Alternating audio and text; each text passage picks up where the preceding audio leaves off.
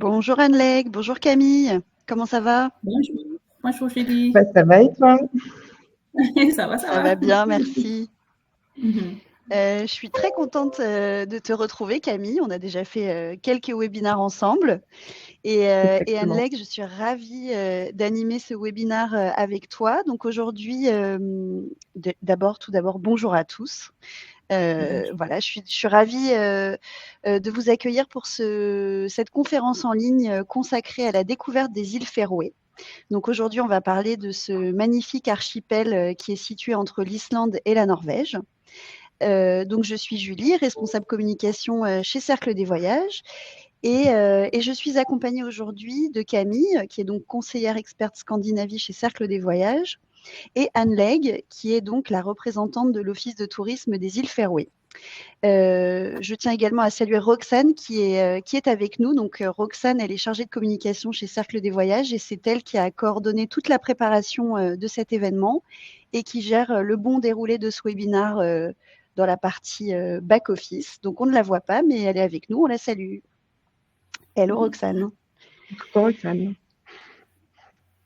Alors avant de commencer notre webinaire, peut-être que Anne-Legge et Camille, vous pouvez vous présenter. Donc Anne-Legge, il me semble que tu es en direct des îles Féroé. Oui, Est-ce que tu oui, peux nous parler de toi? je suis maintenant dans les îles Féroé, oui. Et je travaille à Visit Faroe Islands. Peut-être il y a beaucoup de vous que connaissez quelqu'un de mes collègues. Et moi, je travaille avec des événements et des conférences. Mais maintenant, aujourd'hui, je vais parler plus des loisirs. Et voilà, je suis née ici, oui, et je travaillais à Visit Faroe Islands pendant 11 ans maintenant. Oui. Super. Et toi, Camille, alors parle-nous de toi un peu. Il me semble que tu as déjà visité les îles Féroé, n'est-ce pas? Oui, tout à fait. C'était une découverte très récente puisque c'était au mois de mai 2024, l'année dernière. C'est la première fois que je découvrais l'archipel et c'était un vrai coup de cœur. Vous pourrez le découvrir par vous-même dans la conférence, mais c'est vrai que c'est une destination qui a beaucoup à offrir, qui n'est pas très grande et ça permet vraiment de profiter et de ralentir un petit peu. Mm. Ouais. Génial. Bah, on a hâte de découvrir cette belle destination avec vous. Je vais vous présenter un petit peu le programme de notre webinaire. Donc, on va commencer par une courte présentation de l'agence Cercle des Voyages. Puis Anne Legge nous emmènera à la découverte des îles Féroé. Et ensuite, Camille va nous faire découvrir les hébergements et les activités à ne pas manquer, ainsi que différents itinéraires que vous pouvez réaliser aux îles Féroé. Et enfin, on terminera ce webinaire par un temps de questions-réponses pour répondre à toutes les questions de nos participants. Donc pour cela, messieurs, dames, donc je vous invite à poser toutes vos questions dans l'onglet dédié qui se trouve en bas à droite de votre écran tout au long de ce webinaire et puis on pourra revenir dessus à la fin du webinaire. Voilà. Alors pour commencer, je vais vous présenter donc Cercle des Voyages, agence de voyage sur mesure. Nous faisons partie du groupe Cercle des Vacances, qui inclut également les marques Billets Discount, Croisiris et Vacances Australie, afin de répondre à toutes vos envies d'évasion à travers le monde. Depuis plus de 25 ans, nous avons accompagné des dizaines de milliers de voyageurs curieux, passionnés et exigeants à travers plus de 90 destinations dans le monde. Et notre plus grande force, c'est notre équipe de conseillers passionnés. Ce sont de véritables experts qui connaissent leur destination comme leur poche. D'ailleurs, vous allez en avoir un aperçu pendant ce webinaire.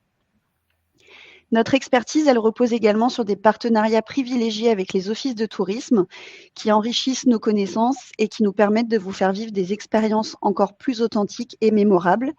Et nous sommes particulièrement heureux qu'Anne Legge, donc, qui représente Visit Faroe Islands, soit avec nous aujourd'hui pour participer, pour partager cette passion avec nous et avec vous.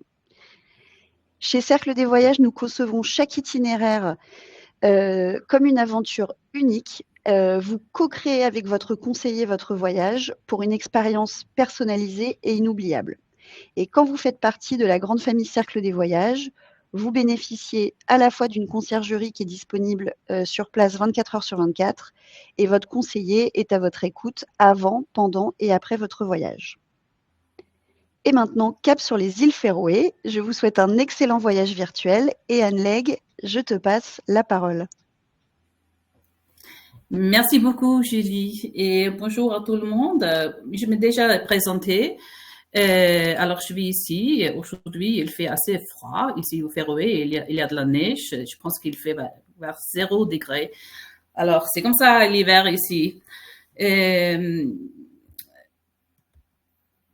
Là, vous voyez où on est dans le monde. Il y a un cercle sur les marges et c'est là où moi je suis flottant dans l'océan Atlantique du Nord maintenant. Et comme vous voyez sur la carte, il y a des centaines de kilomètres entre nous et nos prochains voisins comme l'Islande, la Norvège et l'Écosse.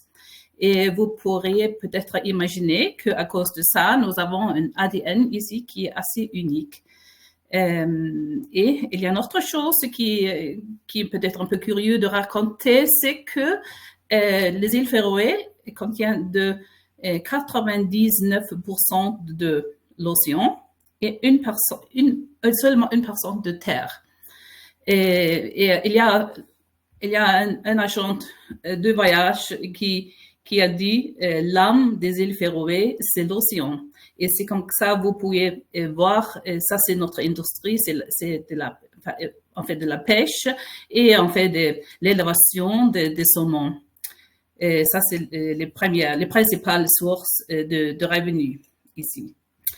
Et voilà, c'est ça qu'on mange aussi, beaucoup de poissons, beaucoup de saumons et aussi l'agneau.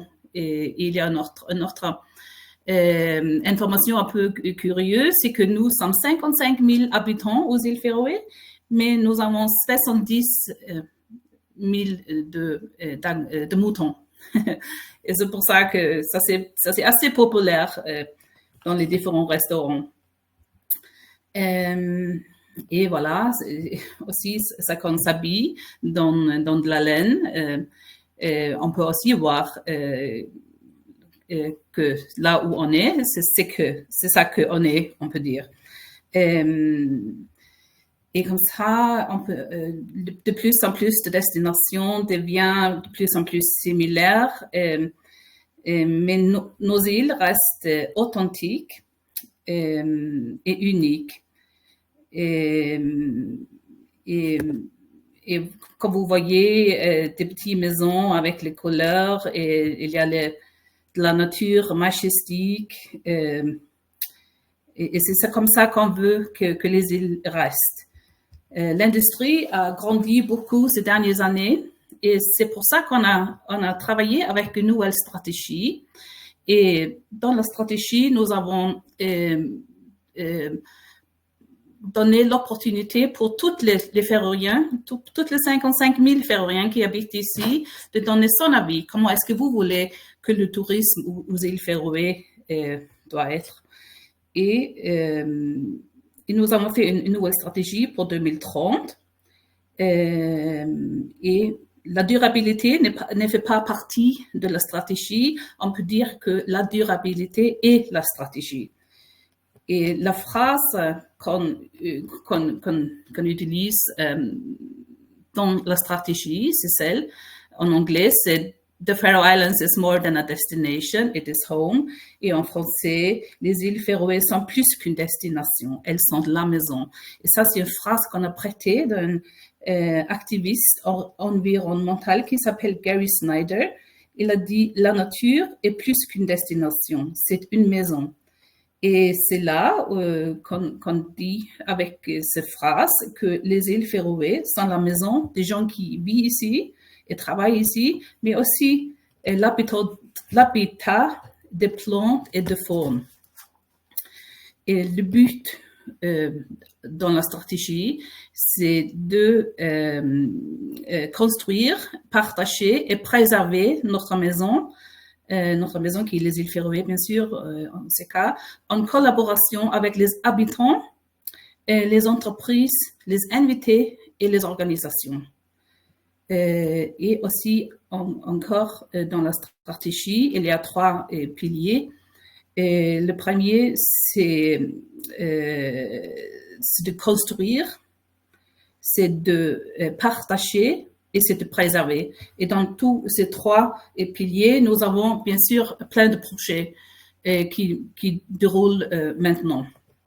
Et ça, c'est vraiment ça, c'est vraiment cool de travailler avec tous ces projets dans une stratégie comme ça. Et on peut dire que grâce à un meilleur accès et une meilleure communication dans le PR, qu'il y a un intérêt croissant pour les îles Féroé et aussi un intérêt pour le nord du tout. Et nous avons pour le moment environ 130 000 touristes chaque an et à peu près la moitié de ça vient de la mer et l'autre moitié vient par avion. Et de se rendre ici aux îles Féroé, ça c'est de plus en plus facile. Et comme vous voyez sur l'écran, pour vous, bien sûr, ce qui est plus important pour vous, c'est qu'il y a un vol direct de Paris, et pas toute l'année, mais pendant une large période. Et moi-même, j'étais à Paris pour 2 mois l'année dernière, et moi, je trouve c'est incroyable de venir à Paris.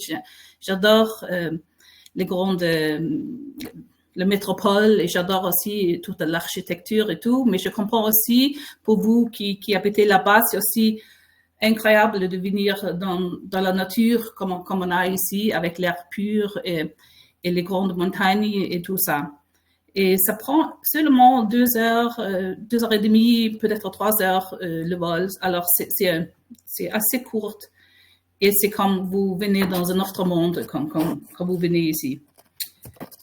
Et ce qu'on offre, ce sont les paysages magnifiques, majestiques, les petits villages pittoresques avec les maisons dans les différentes couleurs.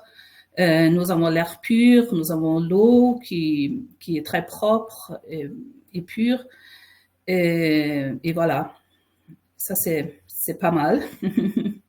Aussi, bien sûr, aussi, ce qu'on mange, c'est comme on peut manger directement de l'océan, les fruits de mer.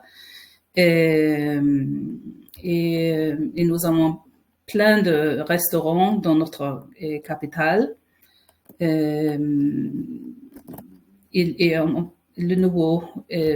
nouveauté l'année dernière, c'était qu'il y avait 2 restaurants qui sont mentionnés dans le guide de Michelin. C'était le restaurant qui s'appelle Rast et un autre qui s'appelle Dox. Alors, on peut bien manger et c'est une destination de foodies, on peut dire. Et aussi, si on part hors de Tórshavn et on peut manger dans les petites maisons, dans les salons des gens. Et vous voyez ici, ça s'appelle heimablutni, c'est le mot féroïen pour ce produit. Et là, il y a des gens qui sont dans la maison chez Anna et Ole, et ils mangent l'agneau, ils boivent de la bière locale. Et ça, c'est vraiment incroyable et ce n'est pas seulement de venir dans la maison et manger et tout ça, le produit de Anna et Ole, mais c'est aussi les histoires qu'ils racontent de la vie dans les villages, la vie dans ces familles, et voilà, c'est ça. Et les brasseries, il y a plein de brasseries à Tórshavn, il y a aussi hors de Tórshavn. Vous voyez ici Oi à Tórshavn et les petites bouteilles là viennent de notre qui fait de le whisky et le gin qui s'appelle le Fair Isle. Et il y a aussi un troisième dans la deuxième ville des îles Féroé qui s'appelle Føroyabjór et ils ont fait de la bière depuis 1888. Et bien sûr, il y a une bière qui s'appelle 1888 là-bas. Et eux, ils font aussi le whisky. Alors, il y a des choses qui se passent ici. Et voilà, les îles Féroé, ce sont 18 îles. Mais on peut dire que les îles Féroé sont l'archipel qui ne veut pas être un archipel. parce que nous avons maintenant 4 tunnels sous-marins. Et pour le moment, 90% de la population est dans un radius où on peut conduire avec une voiture. Alors, c'est pourtant facile de venir ici. Si vous avez les FIT, par exemple, envoyer dans le vol ici, louer une voiture à l'aéroport, et aller dans des hôtels à Tower Sound ou bien les petites maisons dans les différentes îles. Et ça, c'est vraiment évident, c'est facile et il n'y a pas de problème autour des îles parce que l'infrastructure est super. Et la dernière tunnel sous-marin, c'était pour l'île de Sandoy au sud. C'est pas le plus sud, mais c'est la deuxième. Et ça, c'était la première fois qu'on pouvait conduire avec une voiture parce qu'avant, il n'y avait que les bateaux là-bas. Alors ça, c'était bien sûr une fête là-bas et maintenant, on peut y aller, on peut faire les randonnées et oui, c'est vraiment une île où il y a des choses. Et encore plus au sud, il y a encore des montagnes surtout majestiques. Ça, c'est Suðuroy. Et on prend le bateau pour y aller là-bas. Et ça prend 2 heures. Et il y a des offres et des expériences naturelles spectaculaires. Oui. Alors, il y a beaucoup de choses à faire. On peut faire de la pêche. Comme ici, on peut les faire dans les lacs ou à la mer, dans les bateaux. On peut faire de la randonnée. On peut faire la plongée, l'observation des oiseaux et la photographie. Il y a plein de groupes avec des photographes qui viennent ici et c'est quelque chose avec la lumière qui est bien pour les photographes. Le shopping, bien sûr, il ne faut pas oublier. Il y a plein d'art et de céramique.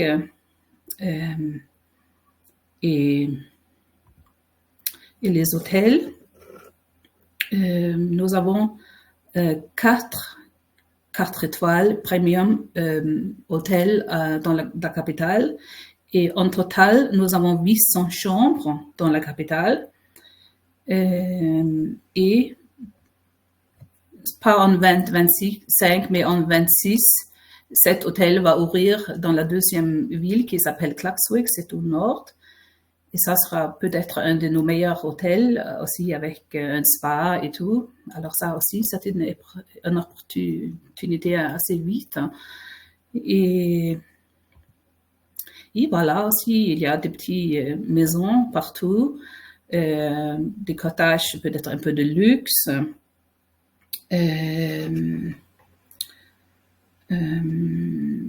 Et des maisons d'hôtes, des cottages confortables, des chambres d'hôtes et différentes possibilités d'y aller. Voilà. Comme je dis déjà, il y a l'hiver maintenant ici, il fait froid. Peut-être chez vous, il fait froid aussi. Mais il fait jamais trop froid, on peut dire. Parce que nous avons le Gulf Stream qui vient du sud et la température aux îles Féroé, des fois, en hiver, normalement, c'est vers 4 degrés. Et l'été, peut-être c'est 14 degrés. Alors, il n'y a pas beaucoup de différence entre la température. Alors, on peut aller ici aussi pendant l'hiver. Aucun problème. Et bien sûr, comme vous voyez aussi, on a des aurora là aussi. On avait ça hier soir. Et quand il s'agit, comme moi je dis déjà, je travaille avec les événements et les conférences. Nous avons le mois prochain, le février, nous avons une nouvelle multi-arena qui s'appelle Chatner, qui prend pas 2000 personnes ou même plus. Et comme ça, c'est une nouvelle opportunité pour nous d'avoir des événements encore plus grands que nous avons déjà. Et nous avons plein d'offrir aussi pour les événements et pour les conférences si vous avez ça. Mais voilà. Et dans quelques mois, ça c'est aussi une nouveauté, ça va ouvrir à Hôtel Ferrières. C'est une 4e étoile hôtel à Tórshavn avec 200 chambres. Ils vont ouvrir un spa et vous pouvez imaginer comment on peut contempler dans le spa là-bas et avoir le vue de toute la capitale. Vraiment, j'ai hâte de ça, que ça va ouvrir. Et nous avons aussi plein de produits qui commencent un peu partout dans les îles, comme ici, où il y a des concerts dans les salons privés. Et ça, c'est des grands artistes des îles Féroé qui font les concerts dans les salons. Et ça marche très bien avec notre stratégie de la maison, qu'on a des petits produits comme ça. Et ça, c'est totalement opposé d'un concert dans une grande arena avec Bruce Springsteen, par exemple.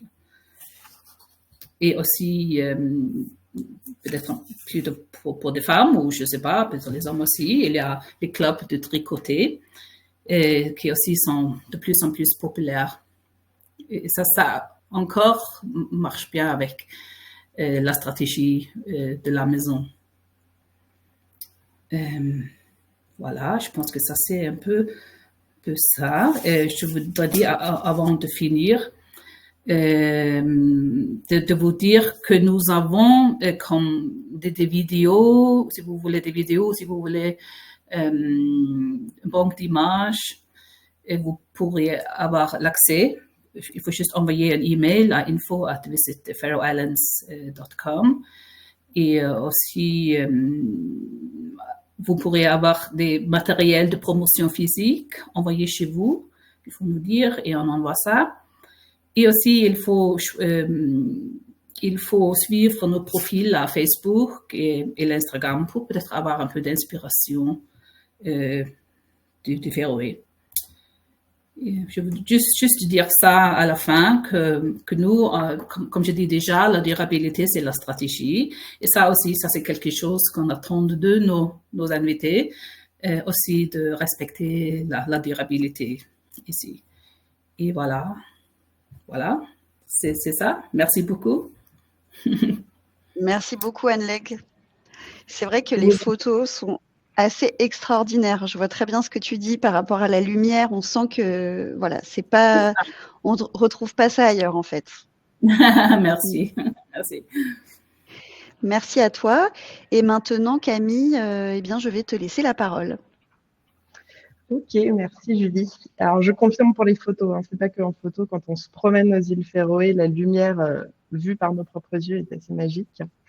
Du coup, pour continuer, je vais vous faire un petit point sur certaines activités que nous aimons beaucoup proposer à nos voyageurs. Donc, j'en ai sélectionné 4. La première, qui pour moi est vraiment un incontournable, que je recommande à tous mes voyageurs, qu'ils soient passionnés d'ornithologie ou non, c'est vraiment de prévoir une sortie pour aller observer les oiseaux. La bonne période, c'est à peu près de mai à fin août, début septembre. Et pour ce faire, l'endroit que je vous recommande de privilégier, c'est l'île de Mykines, qui du coup se situe à l'ouest de l'île de Vagar et qui est accessible justement du 1er mai au 31 août. C'est vraiment une toute petite ville qui est accessible uniquement en bateau ou en hélicoptère depuis du coup l'île de Vagar et qui ne compte à l'année qu'à peu près une vingtaine d'habitants. Donc vous avez vraiment une impression de bout du monde. Et afin de préserver l'île et son écosystème, les habitants ont mis en place une règle, c'est-à-dire que vous ne pouvez pas partir randonner sur cette île sans être accompagné par un guide local, ce qui est vraiment très intéressant. Ça permet d'avoir ce côté un petit peu rencontre et immersion. Et nous, au Cercle des Voyages, on va pousser encore plus l'immersion, c'est-à-dire qu'on vous propose de passer la journée avec des guides locaux, mais qui vont d'abord vous accueillir chez eux autour d'un café avec des petits gâteaux traditionnels pour vraiment vous présenter l'île, vous présenter son histoire, vous faire visiter un petit peu les bâtiments emblématiques comme la vieille école, la vieille église. Donc, on a vraiment l'impression de remonter dans le temps, tout ça avec la mer à moins d'1 kilomètre à chaque fois. Et après, vous partez avec un petit pique-nique préparé, mangé en haut des falaises, face à la mer, toujours dans ces moments d'échange avec les guides, pour aller après notamment observer des colonies de macareux qui sont vraiment très nombreux à partir de la fin du mois de mai. C'est vraiment des petits oiseaux qui sont hyper rigolos à observer. Ça permet de faire des belles photos. Ils sont très curieux, donc ils s'approchent vraiment, comme vous le voyez sur la photo de présentation. Donc ça reste toujours des bons moments avec des super panoramas aussi. Et après, on s'occupe bien sûr de vous réserver des billets de ferry pour retourner le soir, retrouver votre hébergement. Donc c'est vraiment une sortie qui va vous occuper toute la journée, mais qui franchement laisse de très beaux souvenirs. Personnellement, c'était un des meilleurs souvenirs de mon voyage du mois de mai dernier. C'est vraiment un très bon moment. Et sinon, une autre activité incontournable que je vous suggère d'ajouter dans votre voyage, c'est de partir cette fois-ci du côté mer, faire une croisière dans la région des falaises de Vestmanna. Donc là, on est à l'ouest de l'île de Streymoy et c'est une croisière qui part pour à peu près 1 heure à bord d'un petit bateau de 35 personnes maximum et qui permet du coup de se rapprocher assez près des falaises, d'aller dans les petites cavités pour observer les oiseaux, mais aussi toutes ces formations rocheuses. Ça permet vraiment de se rendre compte de l'immensité de ces roches. C'est vraiment très très sympa. En plus de ça, vous avez les commentaires du capitaine qui sont toujours intéressants. Et ça permet, notamment pour les photographes, d'avoir un autre angle de vue et de pouvoir capturer certains endroits qu'on ne verrait pas depuis la Terre ou depuis votre véhicule. Et sinon, pour rester vraiment dans le thème des expériences qui allient le côté nature, maritime avec l'immersion, je ne peux que vous conseiller d'ajouter à votre voyage une sortie de pêche avec des locaux. Vous pouvez embarquer à bord d'un bateau traditionnel féroïen et partir à la demi-journée pour 3-4 heures, par exemple, au sein de tout petits groupes. Généralement, les groupes qu'on propose pour ces sorties sont de 5 personnes maximum. Donc, bien entendu, tout ce qui va toucher à la sécurité vous sera expliqué. Mais après, voilà, il faudra vous armer de patience avec votre canne à pêche, essayer d'attraper certaines espèces. Vous avez notamment le cabillaud, l'aigle fin ou encore le lieu jaune qui sont très présents dans ces sorties. Mais ça te permet, voilà, d'échanger un petit peu avec les pêcheurs féroïens. Comme l'a dit Alneg, ça fait partie vraiment, eux, de leurs origines. C'est une de leurs industries principales. Ça permet de partager ça. Et selon votre planning, on peut soit coupler ces sorties-là avec un déjeuner ou avec un dîner. Et on peut également, sinon, adapter ces sorties si vous voyagez avec des enfants pour une durée un petit peu plus courte, par exemple de 2 heures ou 2 heures et demie pour s'adapter à tout le monde. Et sinon, la dernière expérience dont je voulais vous parler, Anne-Leg en a parlé dans sa présentation, c'est d'organiser une soirée avec un dîner chez l'habitant. Là, pour le coup, on est vraiment dans l'immersion la plus totale. Et pour nous, à l'agence, on pense qu'il n'y a vraiment pas de meilleure manière que ce genre d'expérience pour s'intégrer à la vie locale et découvrir la culture d'un pays. C'est vraiment l'ambiance féroïenne typique où vous ressentez une hospitalité très chaleureuse. Donc non seulement vous allez déguster une cuisine féroïenne faite maison, mais vous allez pouvoir entendre des récits sur la région ou sur le village où vous vous trouvez, écouter des petites histoires familiales aussi, ce qui fait que ça permet à la fois de rencontrer des gens qui sont plutôt dans l'agriculture, d'autres dans la pêche. Ça va vraiment varier votre soirée, aucune soirée ne va se ressembler. Et d'ailleurs, moi, je vous recommande de prévoir plutôt cette sortie en début de voyage. Ça va permettre aussi à vos hôtes de vous donner des petits conseils supplémentaires sur les choses à ne pas manquer à voir pendant votre voyage ou des petits secrets que nous, spécialistes, ne connaissons pas encore. Et ça permet surtout de goûter à des plats un petit peu différents que ce que vous auriez dans des restaurants plus traditionnels, liés du coup avec cet aperçu de la culture féroïenne. Sinon, je vous ai fait une petite sélection d'hébergements que nous aimons beaucoup. Donc, la majorité se trouve à Tórshavn, la capitale. Dans cette ville-là, il y en a 2 adresses que j'aime beaucoup personnellement. Vous avez notamment le Havgrim Seaside Hotel. Donc, c'est un tout petit hôtel boutique de 14 chambres qui est construit face à la mer, comme vous le voyez sur les photos. Il est très, très proche du centre-ville, mais quand même assez éloigné pour que vous soyez vraiment au calme. C'est plutôt un hébergement que je vous recommande si vous partez à deux, sans enfants, pour vraiment vous retrouver en amoureux. Et vous avez notamment une suite qu'on voit sur la photo qui donne sur la mer. Cet hébergement est assez incroyable. Il couple vraiment le service d'un très bel hôtel 4 étoiles à l'ambiance assez intimiste d'une chambre d'hôte. Donc c'est vraiment un très très beau mélange qui est très réussi pour le coup. Sinon, à Torshov, un autre hôtel qui est très différent du premier, c'est l'hôtel Hilton Garden Inn. Il est très différent dans le sens où c'est beaucoup plus gros. Vous êtes vraiment sur un hébergement 4 étoiles plus important. L'avantage qu'il a, c'est qu'il se situe un peu sur les hauteurs de la ville. Donc les vues sont très dégagées et ça permet aussi de ne pas avoir de difficultés dans le centre-ville avec votre véhicule de location, que ce soit pour trouver une place ou même pour repartir pour la suite de votre périple. Il se trouve à peu près à 15-20 minutes de marche du port, donc c'est vraiment une balade très facile et très agréable si vous souhaitez aller manger le soir à l'extérieur de l'hôtel. Et c'est vrai qu'on retrouve ce côté un petit peu retour à la nature traditionnelle avec le toit en herbe de l'hébergement, avec une déco très scandinave à l'intérieur.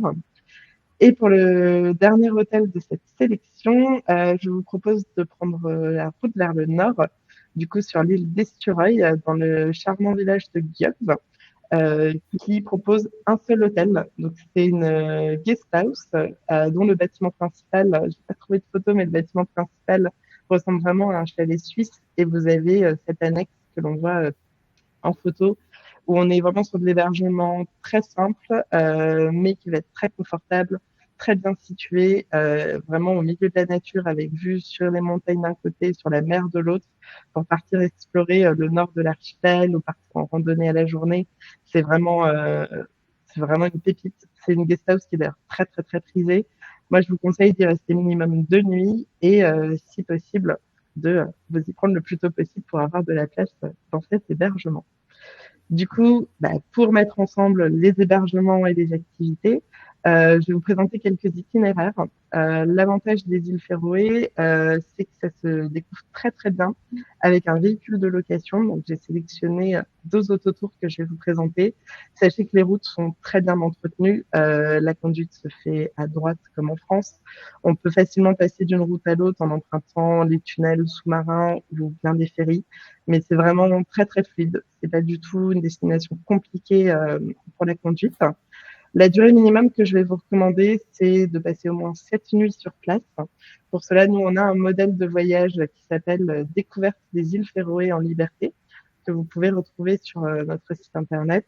Dans ce parcours, vous allez découvrir les îles de Sørvágur, de Mykines avec la journée pour aller rencontrer les macareux dont je vous parlais tout à l'heure, mais aussi les îles de Streymoy et d'Esturøy, avant de monter du coup jusqu'à l'île de Bordøy et de revenir tranquillement vers Tórshavn. Donc vous voyez, en 7 nuits, on peut très facilement faire des étapes de 2 nuits dans le maximum d'endroits, sachant que les distances ne sont vraiment pas très importantes. Dites-vous que si vous conduisez sans vous arrêter, vous allez en avoir pour 1 heure et demie maximum de route à chaque fois. Donc c'est vraiment une destination où on peut prendre son temps, où on peut s'arrêter, que ce soit pour faire une randonnée, prendre des photos. C'est aussi l'avantage de l'autotour, c'est que vous n'avez pas de contraintes horaires. Et comme autre activité que je vous suggère d'inclure, c'est la croisière aux falaises de Vestmanna dont je vous parlais tout à l'heure. Mais si vous avez un petit peu plus de temps, je ne peux que vous recommander de partir forcément plus longtemps, que ce soit 10 nuits ou plus, aux îles Féroé. On a monté un voyage qui s'appelle le Grand Tour des îles Féroé, qui va reprendre la base du voyage de 7 nuits que je viens d'évoquer, mais tout en ajoutant 2 nuits du coup sur l'île de Suðuroy, qui est la plus méridionale de l'archipel et qui est encore très préservée du tourisme de mer. Ouais, donc c'est vraiment un voyage où on va pouvoir voir un maximum de choses, mais comme dit, si vous avez 12, 13, 14, 15 nuits, on trouvera de quoi faire. Ce sont des idées de voyage. L'avantage du sur-mesure, c'est qu'on peut tout à fait les moduler et faire de notre côté, c'est vraiment le sur-mesure. Le but aussi, c'est qu'on conçoive le voyage ensemble et que vous soyez contents et ayez hâte de partir. Et en plus d'un autotour du coup aux îles Féroé, on peut faire un combiné avec une ville européenne. Comme le disait Annelek tout à l'heure, il y a des vols directs qui viennent de différentes villes. On peut par exemple faire un petit stop à Copenhague au Danemark, à Reykjavik en Islande ou à Édimbourg en Écosse, que ce soit avant ou après le voyage. C'est un stop qui peut tout à fait se faire et bénéficier, par exemple, au retour après d'un vol direct jusqu'à Paris. Ça permet voilà, d'avoir un autre aspect un petit peu plus citadin avant de retrouver le calme de la nature dans l'archipel. Mais sinon, si vous êtes un voyageur qui ne pouvait pas ou ne souhaitait pas conduire, nous proposons un circuit accompagné avec un guide francophone où vous serez dans un groupe de 20 voyageurs maximum. Ça reste une taille de groupe assez raisonnable. Donc, c'est un circuit plus court. Vous allez partir 6 jours, 5 nuits, mais avec l'avantage du coup de ne pas vous occuper de toute la partie logistique, de ne pas avoir à gérer vos journées, de ne pas avoir à conduire, ce qui fait que ça permet de gagner un petit peu de temps. Et dans ce circuit, vous découvrirez l'île de Vagar, qui est l'île du coup au sud, où se trouve d'ailleurs notamment l'aéroport. Et votre point de base se situera à Tórshavn, la capitale, ce qui fait que vous n'aurez pas à refaire vos valises tous les matins, tous les soirs. Vous n'aurez qu'un seul hôtel. Et par la suite de l'itinéraire, vous monterez du coup jusqu'à Gjögv sur l'île d'Esturøy tout au nord. Mais vous n'avez qu'à vous laisser porter, qu'à vous laisser conduire. C'est l'avantage aussi de ce type de voyage. Donc, c'est tout pour moi. N'hésitez surtout pas si vous avez des questions. C'est avec plaisir. Merci beaucoup, Camille. Super. Eh ben, écoutez, on a plein de questions de nos participants. Donc, je propose qu'on commence. Donc, question pour toi, Camille, de Frédéric, mais en fait, on y a déjà répondu dans le webinaire. Y a-t-il des vols directs depuis Paris? Donc, je vais rajouter plutôt, est-ce qu'il y a des vols directs toute l'année? Alors, les vols directs sont saisonniers. Ils commencent au mois de mai jusqu'au mois de septembre. Donc, avec la compagnie Atlantic Airways, qui est la compagnie nationale ferroviaire. Mais l'avantage, si vous ne partez pas de Paris-Charles de Gaulle, c'est que ces vols travaillent avec la compagnie Air France. Donc, on peut facilement prévoir un départ de province, par exemple de Marseille pour rejoindre Paris, puis après de Paris pour rejoindre les îles Féroé. Ça se fait très facilement. Et pour avoir testé du coup le vol direct au mois de mai dernier, c'est vrai que c'est incroyable. Voilà, on ne perd pas effectivement une journée de voyage pour rejoindre l'archipel et ça rend le voyage encore plus agréable. Super. Il y a une question de Jean-Michel qui est également pour toi, Camille, puisqu'elle concerne le prix du voyage. Il demande combien coûte le voyage tout compris. Alors, c'est une question qui n'est pas facile quand on parle de voyage sur mesure, mais peut-être que tu peux nous donner une fourchette de prix. Oui, tout à fait. Alors, c'est vrai que ça va dépendre bien sûr de la saison à laquelle vous partez. Si on part du principe que vous partez sur une saison un petit peu plus basse, en dehors des vacances scolaires, comme par exemple au mois de mai ou au mois de septembre, pour un voyage d'à peu près 7 nuits, en comptant les vols, l'hébergement, la location de voiture, les petits déjeuners et peut-être une ou deux activités, il faudrait compter un budget aux alentours des 2400-2500 euros par personne si vous partez à deux, sur la base d'une chambre double. Si vous partez après sur des périodes de vacances scolaires qui sont très prisées, comme le mois de juillet ou le mois d'août, là, on peut monter plutôt aux alentours de 2800-2900 euros par personne pour une semaine. Je te remercie. Anne Legge, je vais te poser cette question. Peut-on aller sur l'île de Mykines en avril? Alors, je te prie de m'excuser pour les mots que j'écorche et les très mauvais accents, mais ça, c'est vrai que les noms des îles sont pas faciles à prononcer quand on est français. Est-ce que c'est une île Est-ce que c'est une île qui se visite en avril? Je pense que c'est un peu tôt pour le bateau et pour y aller.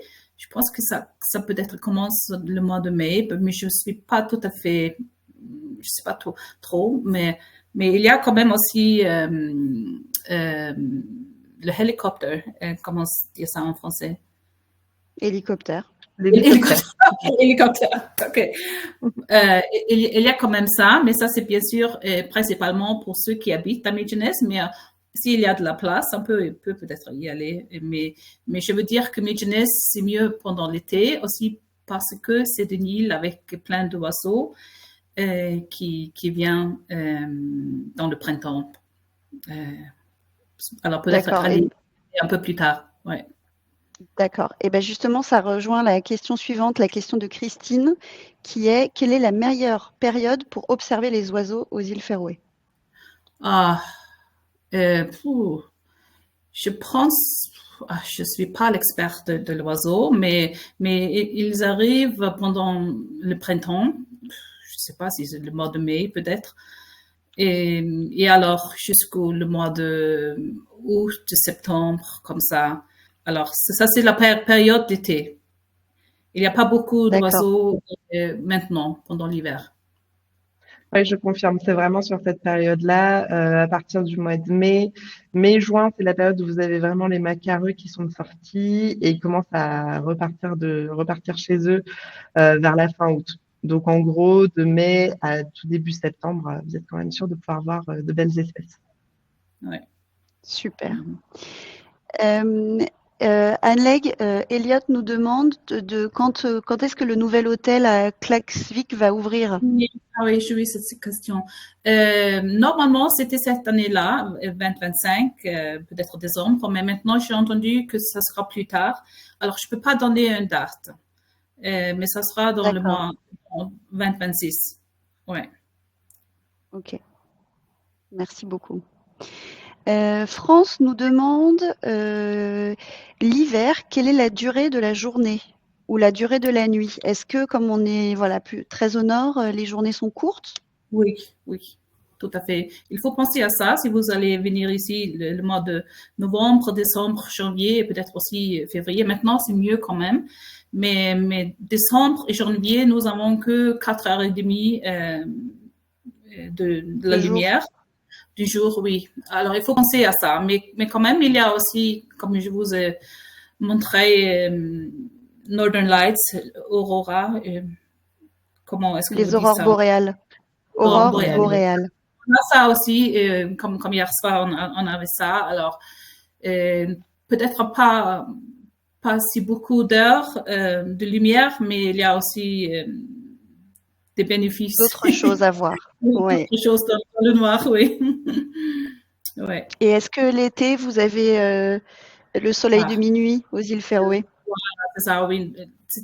Si nous avons 4h30 de lumière pendant décembre, janvier, nous avons 20 heures de lumière ou même plus pendant le mois de juillet. Ouais. Super. Mhm. Merci beaucoup. Christine nous demande, alors attendez, parce que je ne sais pas pourquoi les questions, il y a tellement de questions que ça me rafraîchit ma page. Alors Christine demande, quelles sont les périodes les plus pluvieuses ou mauvaises au niveau de la météo qu'il est préférable d'éviter? Camille, quand toi tu organises les voyages aux îles Féroé, quelle période est-ce que tu déconseilles? Alors, en général, je vais déconseiller, on va dire, plutôt le mois de octobre-novembre et après mars-avril. Après, ça ne veut rien dire. C'est vrai que la météo aux îles Féroé, c'est un petit peu comme ailleurs dans l'Atlantique. Vous pouvez avoir les 4 saisons dans une même journée. Ça change très vite. Du coup, vous avez vraiment la mer et le Gulf Stream à proximité. Mais c'est vrai que pour maximiser vos chances d'avoir une météo assez stable avec un peu de soleil, je recommande vraiment de ne pas partir trop avant le mois d'avril et de rentrer au plus tard au mois de septembre, fin septembre. Ok. Merci. Quand j'y étais au mois de mai, d'ailleurs, on a eu une belle journée de soleil et les locaux qu'on a croisés étaient assez étonnés au mois de mai. Nous, on a trouvé ça normal, mais pour eux, c'était la fête. Alors du coup, j'ai une question à te poser qui me vient. Qu'est-ce que tu recommandes d'emporter dans sa valise pour un voyage aux îles Féroé, Camille? Alors déjà, je vous conseille d'emporter des choses pratiques. C'est-à-dire que tout ce qui est le style vestimentaire, vous mettez de côté. Vraiment, prévoyez des choses qui vont vous tenir chaud, qui vont être imperméables aussi. Que ce soit des bons pantalons de randonnée, des bonnes chaussures de randonnée imperméables et chaudes. Parce que comme le disait Anne-Leg tout à l'heure, en été, il peut faire 14 degrés. Donc le but, c'est que vous soyez vraiment bien équipés. Pareil, un bon manteau coupe-vent. Le parapluie, vous pouvez le laisser à la maison parce que quand il pleut, malgré le vent, il ne servira pas à grand chose. Mieux vaut avoir une bonne capuche. Et après, bien entendu, des bonnes lunettes de soleil pour les sorties en mer. La crème solaire quand même parce que ça peut taper. Mais vraiment privilégier des choses confortables, imperméables et pratiques. Super. Frédéric, tout à l'heure, a partagé une petite remarque qui était dans vos présentations. Camille Anleg, vous nous parlez beaucoup de culture locale, plus que de ce qu'il y a à faire. Mais j'ai l'impression, en vous écoutant, qu'en fait, la culture locale, ça fait vraiment partie du voyage, et d'autant plus aux îles Féroé. Et il me semble que c'est une chance extraordinaire de pouvoir vivre toutes ces expériences avec des habitants des îles Féroé. Et comme tu le disais, Camille, peut-être organiser un repas dans une famille au début du séjour permet voilà, de bien démarrer son voyage. Tu confirmes? Tout à fait. Et puis, ce qu'il faut savoir, c'est que les îles Féroé, ça reste une destination très contemplative, comme beaucoup d'ailleurs en Europe du Nord. Donc, c'est vraiment en vous promenant, en allant faire quelques randonnées, que vous allez pouvoir saisir l'immensité des paysages. C'est pas une destination où effectivement vous allez avoir plein de musées à visiter à chaque étape. C'est vraiment la nature avant tout, plus effectivement quelques immersions dans la culture locale. C'est vraiment ça qui va faire votre voyage. Ok, génial. Béatrice nous demande quelle est la durée moyenne pour un séjour aux îles Féroé. Alors tout à l'heure, tu as parlé de 7 nuits, me semble-t-il. Oui, c'est ça. Si vous partez vraiment par vous-même avec le véhicule de location, c'est la durée que je vais vous recommander. Vous pouvez partir moins longtemps, mais c'est ce qui va être dommage parce que vous allez passer beaucoup de temps sur la route, vous ne pourrez pas tout voir.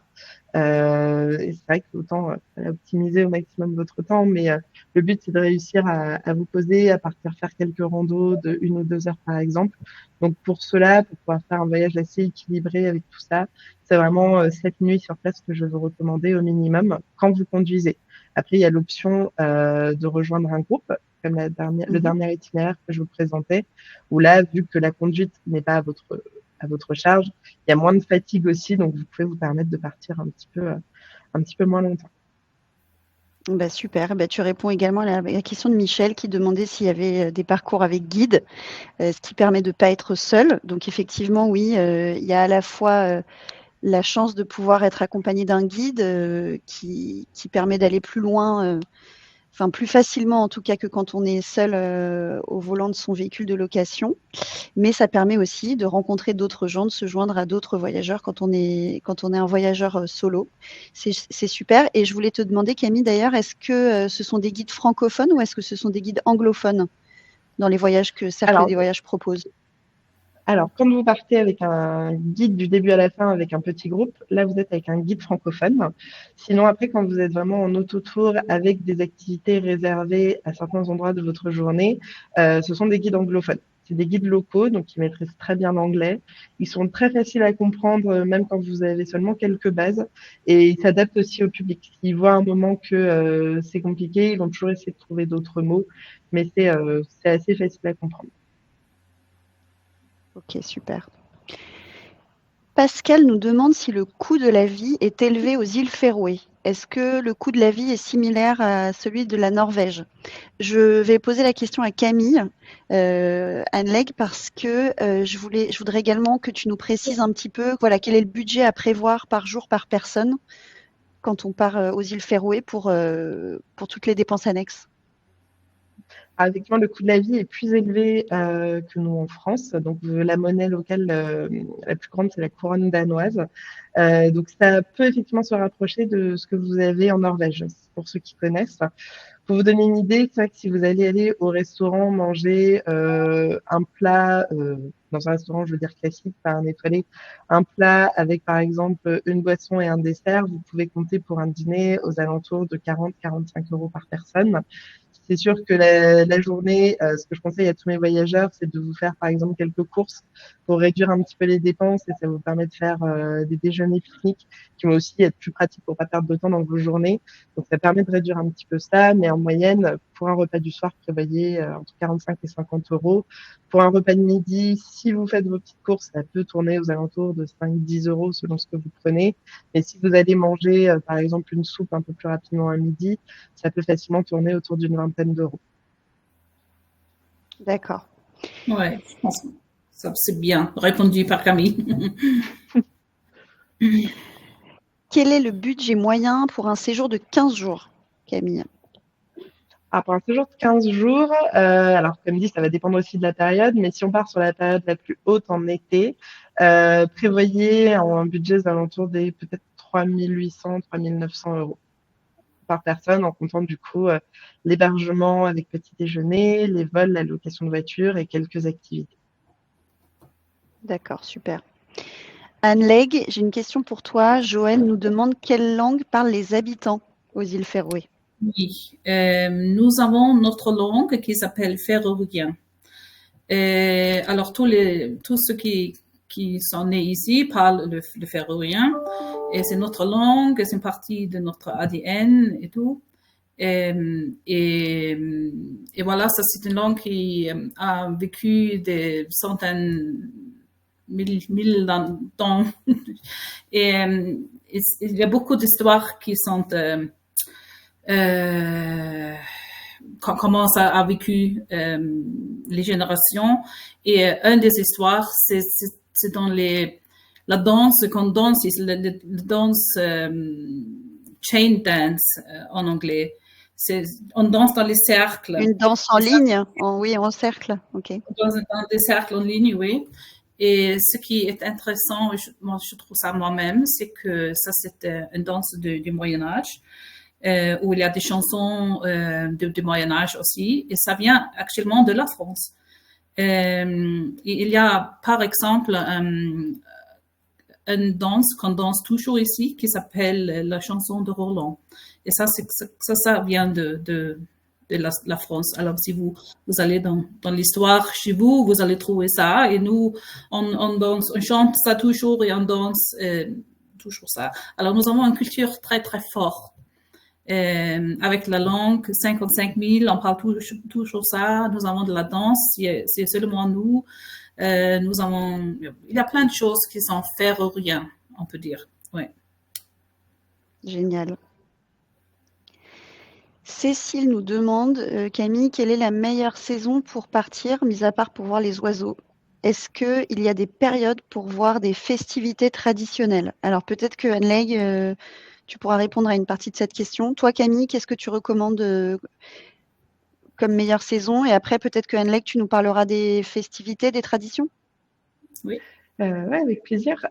Du coup, c'est vrai que pour la bonne période, vraiment pour que toutes les randonnées soient facilement accessibles, que la météo soit quand même le plus agréable possible, je recommande vraiment de mai à septembre. Si vous le pouvez, évitez les vacances scolaires, parce que c'est vrai que c'est là que les hébergements sont le plus prisés et que les prix sont les plus élevés. Alors en festivité traditionnelle, mec, tu me corriges si je dis une bêtise, mais on m'avait dit que le week-end de la fête nationale est en général assez animé à la fin du mois de juillet. Je crois que c'était ça. La fête nationale, c'est le 28 et le 29 juillet. C'est ça. Oui. Ça, c'est aussi quelque chose qui est très, très férorien. Nous avons les habits féroriens. Peut-être que vous avez vu ça dans un de mes images, dans le tunnel, où il y avait des gens dans les costumes traditionnels féroriens. Et quand il y a la fête nationale, le mois de juillet, il y a tout le monde qui met ça. Tout le monde est dans le centre de la capitale et il y a de la fête. Et ça, c'est probablement quelque chose qui attire beaucoup, mais aussi il y a beaucoup de touristes jusqu'à cette période-là et c'est plus cher et tout ça. Mais il y a aussi d'autres fêtes pendant l'été. Toute l'été, il y a des petites fêtes partout dans les différents villages. Et une des choses aussi, quelque chose qui est tellement férorien, c'est les bateaux, le bateau férorien où on fait des compétitions. Et ça, c'est une grande chose ici. Il faut regarder ça. Et il y a des jeunes qui font la compétition boat race, boat competition.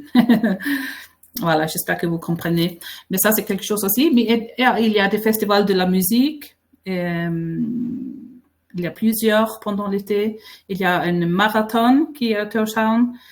Et même maintenant, il y a des choses à faire. Il y a un jazz festival dans la cité maintenant. Et la semaine prochaine, déjà demain, il y aura une fête de la lumière Et aussi, il y aura les jours des restaurants où on peut aller dans les restaurants à un prix moins cher. Et il y a toujours des choses qui se passent et il faut regarder un petit peu ce qui se passe quand vous avez envie de venir, on peut dire. Il y a plein de choses à faire. Super. Alors, on me pose la question de l'hélicoptère. Tout à l'heure, vous avez parlé de l'hélicoptère. Est-ce qu'on peut faire l'aller-retour dans la journée? Non, ça, c'est pas possible. Et c'est à cause de l'hélicoptère, c'est pour les gens qui habitent dans les petites îles ou les petits villages. Et on peut, s'il y a de la place, on peut aller un jour, le matin peut-être, il faut rentrer avec un bateau ou il faut rentrer un autre jour avec l'hélicoptère.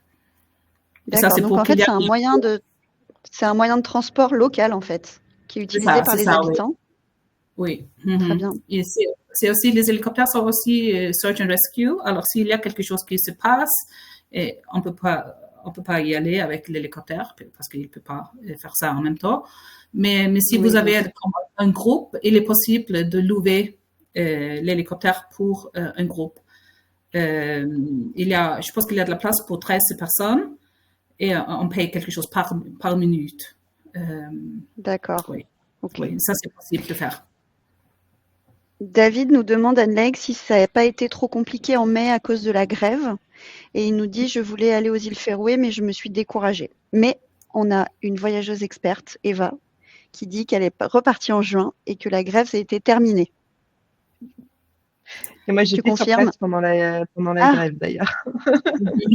C'est-à-dire que, alors nous, on a eu de la chance avec ma co-voyageuse, c'est-à-dire qu'on a eu une voiture qui avait la moitié du plein.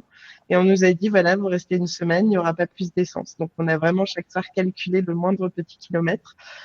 C'était une expérience, mais c'est vrai que quand on est arrivé, il y avait des gens qui venaient d'apprendre qu'ils n'auraient pas de voiture. Mais ce qui était assez impressionnant, c'est que les Féroïens tout de suite demandaient aux gens qui arrivaient de Paris, est-ce que je peux vous déposer quelque part? Est-ce que vous avez un endroit pour manger ce soir? C'était assez chouette. Mais voilà, nous, c'est vrai qu'on a prévu nos journées vraiment au mètre près par endroit. Mais ça, c'est fait. Ça a rajouté un peu de piquant au voyage. Oui. Frédéric demande si on peut régler en espèces ou uniquement en carte, comme dans beaucoup de pays nordiques. Anne-Lègue, est-ce qu'on peut payer en espèces aux îles Féroé ou est-ce que... On peut payer avec des espèces, c'est la couronne danoise. On peut payer avec ça. Mais bien sûr, avec toutes les cartes. D'accord, très bien. Est-ce que certaines randonnées sont-elles payantes? Demande Camille. Oui, tu confirmes, Anne-Lègue? Oui, il y a ceux qu'il faut payer, mais pas tous. Il y a, je ne sais pas s'il y a 4, 5, 6 où il faut payer. Ouais. C'est généralement les plus connus, ouais. Les plus tu peux nous expliquer comment ça fonctionne? Ouais, du coup, quand vous allez arriver, déjà, c'est toujours précisé si c'est payant. Vous avez un petit panneau qui vous indique le montant et selon les randonnées, soit vous avez une petite cabane avec un monsieur ou une dame qui va récupérer votre paiement, soit vous avez une boîte aux lettres dans laquelle vous pouvez mettre une enveloppe avec les billets directement dedans. Okay. Et ça permet aussi derrière de pouvoir entretenir le sentier, de mettre des nouvelles barrières, des marches, ce genre de choses. Okay. Est-ce que Camille, tu peux répondre à cette question d'Eva, peut-on réserver un guide photo? Est-ce que tu le fais parfois pour tes voyageurs? Alors, je l'ai fait une fois, tout à fait. On peut réserver un guide privé sur une journée ou une demi-journée, justement pour faire uniquement de la photo. Ça se fait souvent. Alors, par exemple, c'est des guides anglophones, mais après, voilà, le langage de la photo étant universel, on s'en sort très bien. Mais ça existe, tout à fait. Ok, merci beaucoup. Et enfin, petite question pour toi, Anne-Lègue. Ça va être notre dernière question parce que je vois qu'il est bientôt 13h. Jusqu'à quel moment de l'année peut-on voir des aurores boréales? C'est Christine qui nous demande. Oui, je l'ai vu dans le mois de septembre l'année dernière et il faut le voir jusqu'au fin de mars. Ça, c'est alors 6 mois pendant l'hiver. Mais c'est pas chaque soir, pas du tout. Oui, bien sûr. Oui, bien sûr.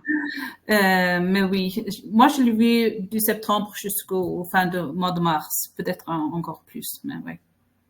D'accord, oui, donc c'est une belle période large, mais oui, effectivement, on ne rembourse pas les voyages si vous n'avez pas vu d'aurore boréale. Hein. Non, malheureusement. Bon, écoutez, Anne-Lègue et Camille, je vous remercie infiniment. Camille, tu m'emmènes avec toi la prochaine fois que tu vas aux îles Féroé, s'il te plaît. Hein. Promis. Anne-Lègue, on te rejoindra pour Merci beaucoup pour dîner ensemble. Voilà. Merci beaucoup à tous nos participants à ce webinaire. Voilà, j'espère que ça vous a plu. Merci Anne-Lègue, merci Camille et merci Roxane de nous avoir fait voyager tous ensemble. Je vous souhaite à tous une très bonne journée. Puis j'espère qu'on se retrouve bientôt, que ce soit à l'agence ou en ligne, pour réserver un voyage aux îles Féroé. Et si ce n'est pas déjà fait, je vous invite à vous inscrire à notre newsletter pour vous tenir informé de tous nos événements. Voilà. Très bonne journée à tous et puis à bientôt. Au revoir. À bientôt. Au revoir.